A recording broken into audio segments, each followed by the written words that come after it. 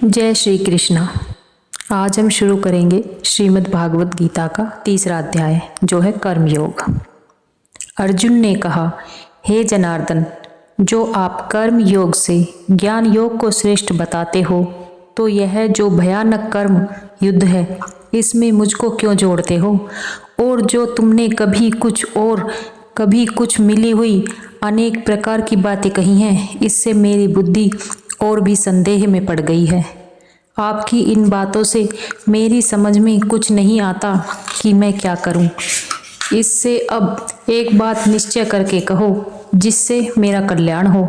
यह सुन श्री कृष्ण जी बोले, हे अर्जुन, मैंने जो प्रथम इस संसार में तत्व ज्ञान निष्ठा और कर्मयोग निष्ठा कही है, उसमें सांख्य वालों को तत्व ज्ञान निष्ठा और योगियों को कर्मयोग निष्ठा है।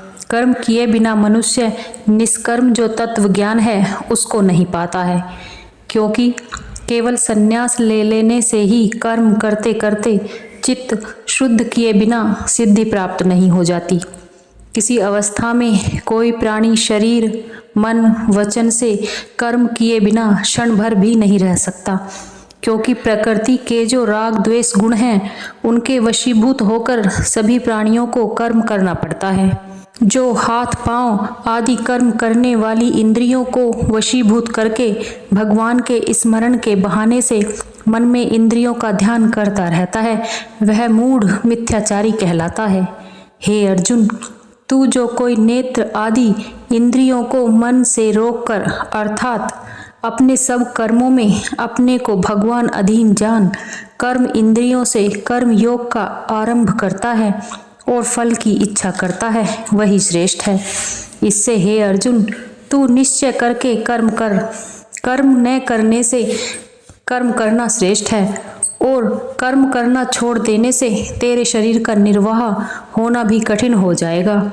विष्णु भगवान के आराधनार्थ जो कर्म हैं, उन्हें छोड़कर जितनी वस्तु हैं वे सब बंधन रूप हैं। इसलिए हे अर्जुन, विष्णु भगवान की आराधना के निमित्त तू निष्काम होकर कर्म करने में प्रवृत्त हो। परमात्मा ने सृष्टि रचना के समय यज्ञ के साथ प्रजा को रचकर कहा कि इससे तुम्हारी वृद्धि होगी और यही तुम्हारे सब मनोरथों को पूर्ण करेगा। तुम यज्ञादि कर्म से देवताओं और महापुरुष भगवान का पूजन करो, तब वे देवता भी वर्षा आदि से अन्नादि की वृद्धि कर तुम्हारी वृद्धि करेंगे। इस तरह आपस में एक दूसरे की वृद्धि करने में तुम सबका बहुत भला होगा। यज्ञों से पूजित देवता तुमको मन वांछित फल देवेंगे, और जो कोई इनके दिए भावों को इनके निमित्त दिए बिना भोगेंगे वे चोर हैं। हे अर्जुन, जो बलि वैश्व देवादि पंच यज्ञ करके भोजन करते हैं, वे महात्मा गृहस्थों के 5 पापों से छूट जाते हैं। और जो कोई अपने लिए भोजन बनाते हैं और बिना देवताओं के अर्पण किए आप ही भोजन कर लेते हैं, वे प्राणी सब पापों को भोगते हैं। हे अर्जुन, सब शरीरधारी प्राणी अन्न से होते हैं। प्रथम अन्न पेट में जाता है, तब वह रस रूप को वीर्य रक्त की वृद्धि कर प्राणियों की उत्पत्ति करता है। वह अन्न मेघ से होता है, मेघ यज्ञ से होता है और यज्ञ कर्म से होता है। कर्म की उत्पत्ति वेद से होती है, वेद पार ब्रह्म से उत्पन्न होते हैं। ब्रह्म सर्वव्यापक और यज्ञ में सदैव रहता है। इससे यज्ञादि कर्म अवश्य ही करना चाहिए। इन कर्मों के करने से संसार का कल्याण होता है। ईश्वर आराधना रूप यज्ञादि कर्म में जो प्रवृत्त नहीं होते हैं, केवल इंद्रियों के विषय भोग में लगे रहते हैं, उनका जीवन निष्फल है। जिसको आत्मा से प्रीति है, जिसकी आत्मा ही तृप्ति है, और जो आत्मा में ही लाभकारी संतुष्ट भया है, जिसके इंद्रिय विषयों में आसक्त नहीं है, ऐसे तत्वज्ञानी पुरुष को कर्म नहीं करना चाहिए। जिनका किसी भले कर्म किए का फल नहीं और न करने से कुछ पाप भी नहीं, क्योंकि ज्ञानी अहंकार रहित होता है, इससे उसे कुछ विधि निषेध नहीं है, और ज्ञानी को प्राणी मात्र का आश्रय लेने की भी कुछ आवश्यकता नहीं है। हे अर्जुन, फल की अभिलाषा को छोड़ दो। नित्य नैमित्तिक कर्म है, उन्हें निरंतर करो। जो फल की अभिलाषा को छोड़ कर्म करते हैं उन्हें मोक्ष अवश्य मिलता है। संध्या वंदनादि नित्य कर्म है और पुत्रादि जन्म होने के निमित्त जो कर्म किए जाते हैं उनको नैमित्तिक कर्म कहते हैं। राजा विदेह जो ऐसे ज्ञानी हो गए हैं उनको भी कर्म करने से सिद्धि मिली थी। इससे तू अपने को बड़ा ज्ञानी समझता है तो भी लोक संग्रह के लिए कर्म करना उचित है। हे अर्जुन, बड़े आदमी जो कर्म करते हैं उन्हीं कर्मों को साधारण मनुष्य किया करते हैं और वे जिन बातों को प्रमाण मान लेते हैं लोग भी उन्हीं के अनुगामी हो जाते हैं। हे पार्थ, तू मुझको ही देख। मुझको तीनों लोकों में कुछ करना नहीं है और न किसी वस्तु के प्राप्त करने की अभिलाषा है, तब भी कर्म करता हूँ। जो मैं ही आलस्य छोड़ सावधान हो कर्म करने में प्रवृत्त न होऊं तो ये सब मनुष्य सत्कर्मों का त्याग कर बैठेंगे, अर्थात कर्म करना छोड़ देंगे। हे अर्जुन, जो कर्म करना छोड़ दूं तो कर्म लोप हो जाने से धर्म नष्ट हो जाएगा, जिससे ये सब लोक नष्ट हो जाएंगे और सृष्टि वर्ण संकर होने लगेगी। तो यह सकर कारण मैं ही ठहरूंगा और इस प्रजा को नष्ट करने वाला भी मैं ही होऊंगा। हे पार्थ, जैसे अज्ञानी लोग कर्म करने में आसक्त होकर कर्म करते हैं, वैसे ही लोक संग्रह के निमित्त विद्वान लोग कर्म करने में आसक्त होकर कर्म करते हैं। जो अज्ञानी हैं और कर्म करने में आसक्त हैं उनको कर्म न करने का उपदेश देकर उनकी बुद्धि में भेद उत्पन्न न करें। विद्वान लोगों को उचित है कि आप भी सावधान होकर उनसे कर्म करावें। हे अर्जुन, प्रकृति गुण से ये संपूर्ण कार्य हो रहे हैं, परंतु अहंकार से जो विमूढ़ है वे अपने को इन सब बातों को करने वाला मान लेते हैं। हे महाबाहो, जो गुण और कर्म के विभागों के तत्व को जानते हैं कि सत्वादिक गुण अपने अपने कार्य में वर्तमान हैं, इससे उनमें आसक्त नहीं होते। माया के सत्व रज तम गुणों में जो मनुष्य अत्यंत मोहित हो रहे हैं वे ही गुण उसके कर्म में आसक्त होते हैं। उन अल्पज्ञ पुरुषों को ज्ञानी कर्म मार्ग से न हटावें। शूरवीर अपनी वीरता के स्वभाव से आत्मा में मन लगा संपूर्ण कर्म को छोड़ मुझ में समर्पण कर फल की आशा और ममता को छोड़ सब संतापों से रहित हो युद्ध करें। हे अर्जुन, जो मनुष्य श्रद्धालु हो और मेरे वचन की निंदा न करके इस मेरे मत को नित्य स्वीकार करते हैं वे भी इन कर्म बंधनों से छूट जाते हैं। हे अर्जुन, जो प्राणी इस मार्ग को मानते नहीं और निंदा करते हैं सो सबसे अज्ञानी अंधमत मूढ़ मूर्ख हैं। उनको विचारहीन और नष्ट समझो। फिर जो अज्ञानी मनुष्य अपनी प्रकृति के अनुसार चेष्टा करे तो कहना ही क्या है। संपूर्ण प्राणी अपनी प्रकृति के अनुसार काम करते हैं, अतः प्रकृति बलवान है, इसमें इंद्रियों का निग्रह कुछ नहीं कर सकता। हे अर्जुन, प्रत्येक का इन्हीं अपने अपने विषय से राग द्वेष है, अर्थात अनुकूल वस्तु में राग और प्रतिकूल वस्तु में द्वेष है। इस राग द्वेष के वशीभूत होना उचित नहीं है, क्योंकि ये दोनों मोक्ष में विघ्न डालने वाले हैं। अच्छी तरह किए हुए भी पराय धर्म से अपना धर्म गुण से रहित होने पर भी श्रेष्ठ है।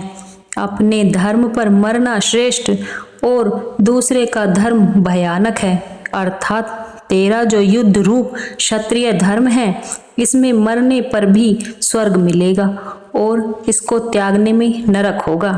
अर्जुन ने कहा, हे कृष्ण, पाप करने की इच्छा किसी की नहीं होती, फिर जैसे भी कोई बलपूर्वक करता है ऐसे वह मनुष्य को पाप कर्म में प्रवृत्त कराने वाला कोई न कोई अवश्य है। सो हे कृष्ण, वह कौन है?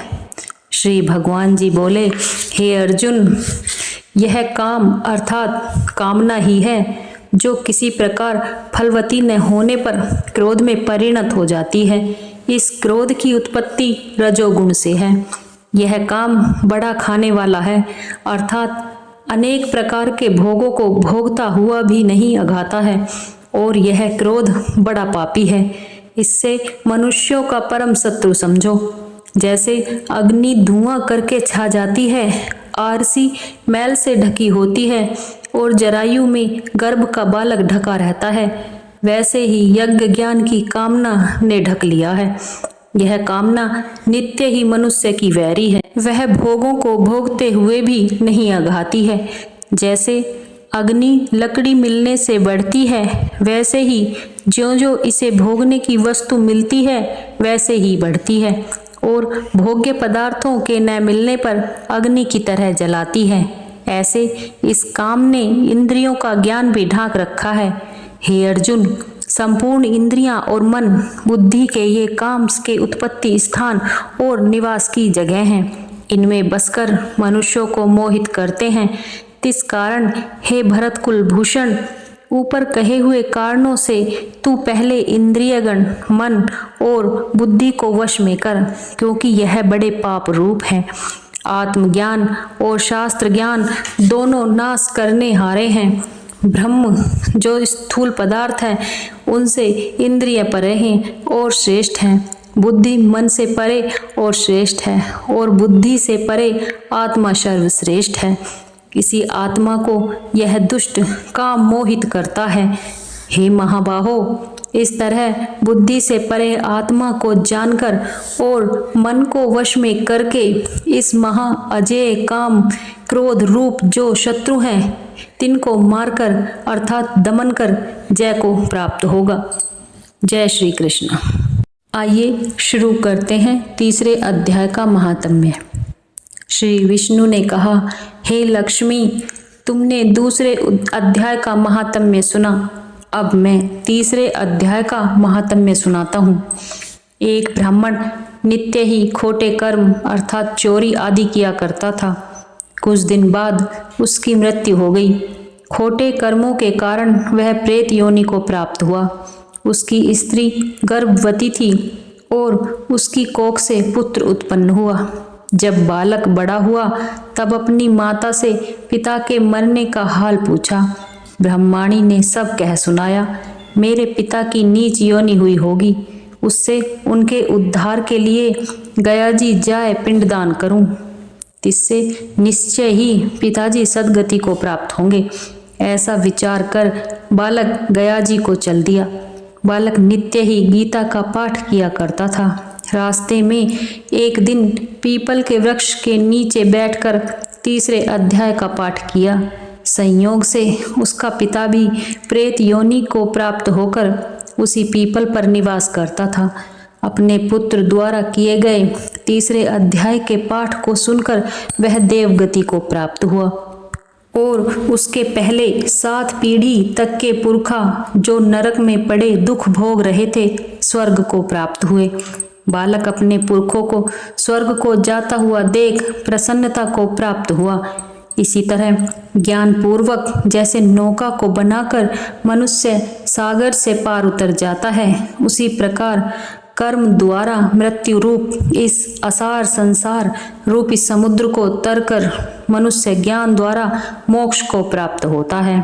हे लक्ष्मी, इस प्रकार ज्ञान और कर्म के रहस्य को जानकर कर्म करने वालों की परम गति होती है। इसलिए जो पुरुष इस अध्याय के गूढ़ तत्व को जानकर या उसके अनुकूल आचरण और पाठ करेगा, वह अवश्य ही मोक्ष पद को प्राप्त होगा। इति श्री पुराणे सतीश्वर संवादे उत्तराखंडे गीता महात्म्य नाम तीसरा अध्याय समाप्त। बोलिए श्री नारायण भगवान की जय।